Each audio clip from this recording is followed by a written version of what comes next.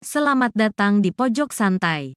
Sebelum Anda mendengarkan audiobook ini, kami menginformasikan bahwa channel ini adalah review audio dari buku yang ada di Indonesia. Untuk membaca keseluruhan buku ini, kami menyarankan membeli buku aslinya di toko buku kesayangan Anda, baik offline maupun online. Keberadaan channel ini dimaksudkan untuk membantu Anda mendapatkan pengetahuan dari buku-buku kesayangan Anda. Jangan lupa untuk subscribe, like, dan komen.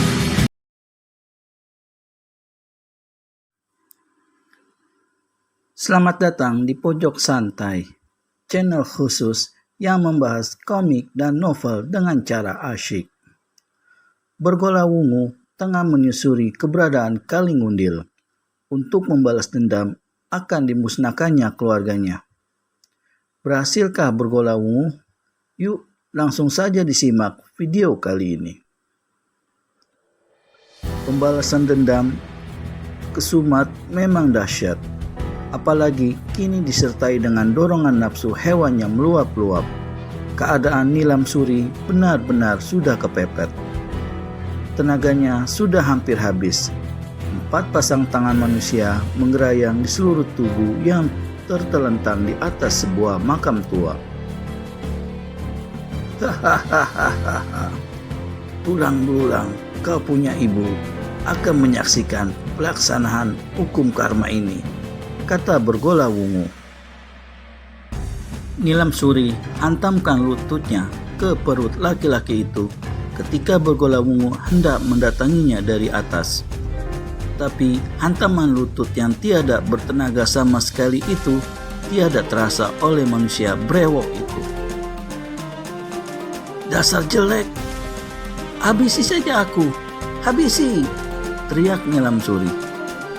Kehormatanmu dulu, baru nyawamu.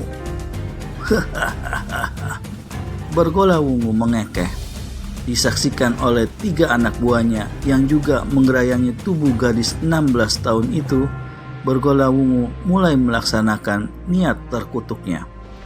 Runtuhlah harapan Nilam Suri untuk bisa selamatkan diri.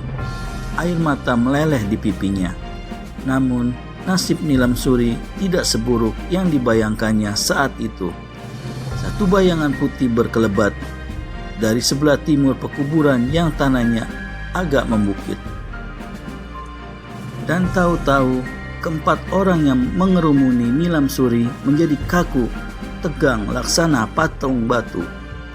Nilam Suri yang hanya merasakan sambaran angin serta gerayangan-gerayangan tangan pada tubuhnya berhenti dengan mendadak membuka kedua matanya yang berkaca-kaca itu. Terkejut sekali dan hampir tak percaya, dia melihat bagaimana keempat manusia brewok itu masih berjongkok di sekelilingnya. Tapi mata mereka semua melotot dan tubuh mereka tegang kaku.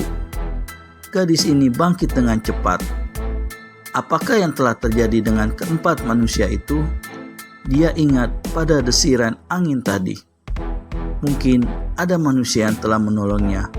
Manusia yang mempunyai kesaktian luar biasa. Diperhatikannya keempat laki-laki itu. Ternyata mereka tertotok urat besar di pangkal leher masing-masing. Atau mungkin keempatnya telah dicekik oleh setan kuburan. Peristiwa yang sangat aneh itu membuat Nilam Suri lupa akan keadaan dirinya sendiri saat itu. Dia memandang berkeliling, matanya membentur segulung benda putih yang tergeletak di atas batu nisan sebuah kuburan. Benda ini adalah sehelai baju dan celana putih, dan memandang pakaian itu sekaligus mengingatkan Nilam Suri pada keadaan dirinya.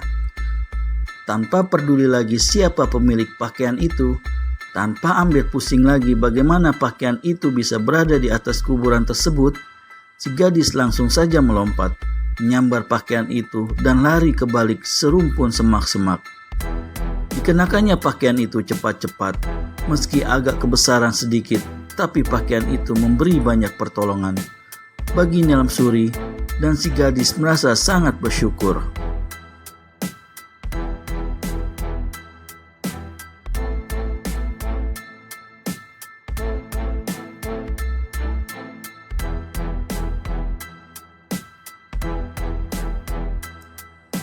Dia keluar dari balik semak-semak itu, dan ketika terpandang olehnya keempat manusia yang masih berjongkok kaku di seberang sana, maka meluaplah amarahnya, mendidih darahnya. Disambarnya pedangnya yang tergeletak di tanah. Sinar pedang berkiblat sekaligus menyambar ke arah kepala Bergolawungu dan anak-anak buahnya. Tring! Sebutir kerikil sebesar ujung jari telunjuk membentur pertengahan pedang yang hendak merenggut nyawa keempat manusia brewok itu.